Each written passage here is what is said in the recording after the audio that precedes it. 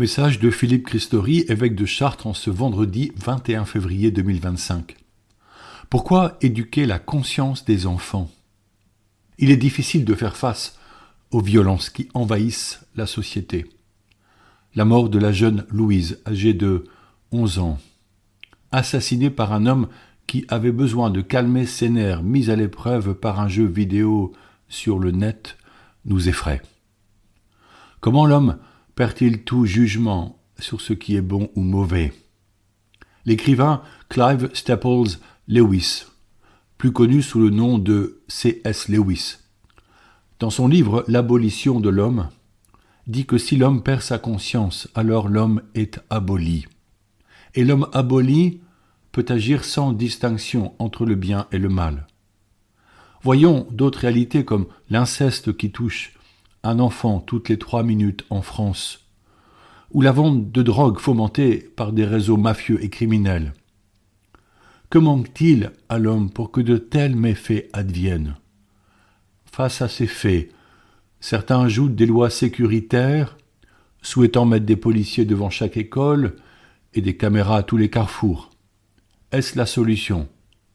On peut en douter, car même la peine de mort n'empêche pas le banditisme. En Afrique du Sud, à Johannesburg, il y a 10 fois plus de policiers pour 1000 habitants qu'en France, et cette ville demeure pourtant une des plus dangereuses au monde.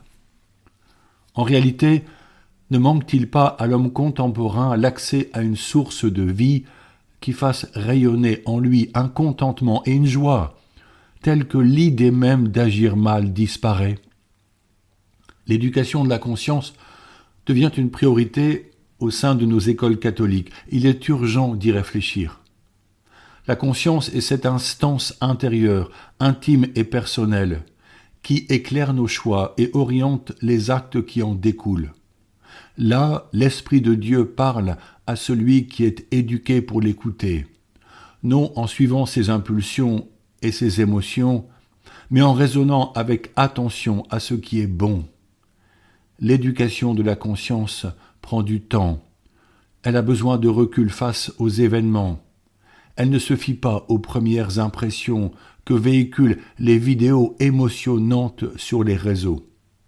La parole de Dieu, par exemple les livres de la sagesse dans l'Ancien Testament, mieux encore les évangiles, offrent un enseignement universel du bien agir. Mais qui l'enseigne à nos enfants ? Jésus insiste pour dire qu'aucune nourriture matérielle ne peut rendre l'homme impur. Mangeons donc, mais avec modération et en rendant gloire à Dieu. Par contre, c'est ce qui sort de l'homme qui le rend impur et entraîne, et je cite l'Évangile, inconduite, vol, meurtre, adultère, cupidité, méchanceté, fraude, débauche, envie, diffamation, orgueil et démesure. Fin de citation. Tout ceci ruine les relations sociales et apporte bien des souffrances aux gens. Or, juste après avoir donné cet enseignement aux apôtres, on amène à Jésus un homme sourd. Jésus lui touche les oreilles, puis les yeux levés au ciel, il soupira et lui dit « Ephata », c'est-à-dire « ouvre-toi ».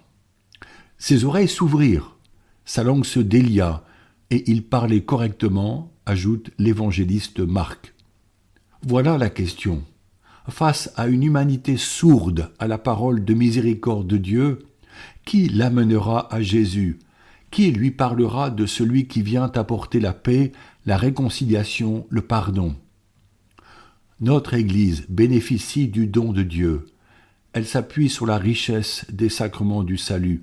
Elle enseigne la parole et elle prend conscience qu'elle peut apporter à la société des hommes la lumière, afin de sortir des graves ornières de la violence et de l'indifférence.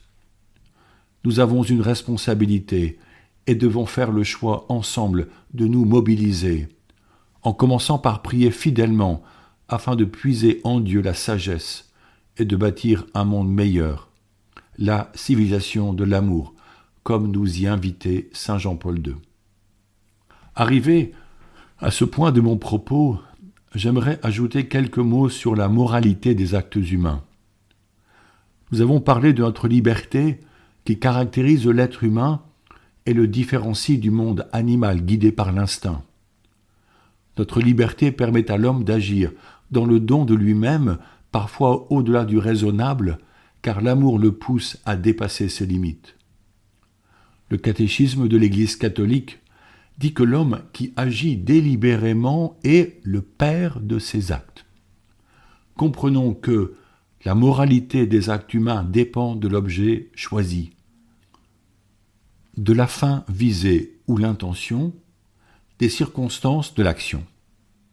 L'objet, l'intention et les circonstances forment les sources, dit le catéchisme, ou éléments constitutifs de la moralité des actes humains.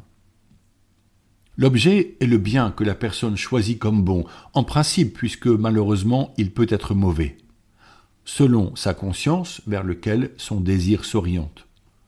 L'intention motive l'agir et qualifie la bonté de l'acte en fonction du but visé. Plusieurs intentions peuvent motiver cet agir, comme plaire à Dieu, aider une personne ou encore soutenir un projet collectif. Mais quand elle est bonne, l'intention ne peut jamais justifier un acte mauvais. L'on dit parfois que la fin justifie les moyens. Ce qui est vrai si la fin est bonne, mais faux si le but est mauvais. Le grand saint Thomas d'Aquin affirme qu'on ne peut justifier une action mauvaise faite avec une bonne intention. Enfin, les circonstances extérieures d'un acte modulent la bonté ou la malice d'un acte humain et ont des conséquences sur la responsabilité de la personne qui agit. Mais elles ne peuvent pas transformer un acte mauvais en un acte bon. On doit ajouter qu'il n'est pas permis de faire le mal pour qu'il en résulte un bien, puisque l'acte moralement bon suppose à la fois la bonté de l'objet, de la fin et des circonstances. Ceci appelle à nouveau une éducation des personnes orientées vers le bien, comme Jésus s'y emploie durant sa vie publique. Les disciples venaient vers lui en lui demandant « Est-il permis ?» comme pour la question de la répudiation de l'épouse. Nous aimerions que Jésus eût donné plus de réponses face aux questions éthiques actuelles.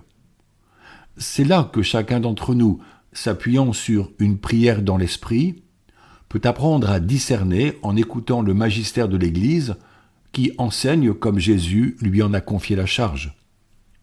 J'apprécie chez nos frères juifs le questionnement incessant qu'ils entretiennent, en prenant le temps de la conversation afin de situer chaque question dans la lumière de la Torah et du Talmud, en recherchant quelle question demeure en arrière d'une première question posée.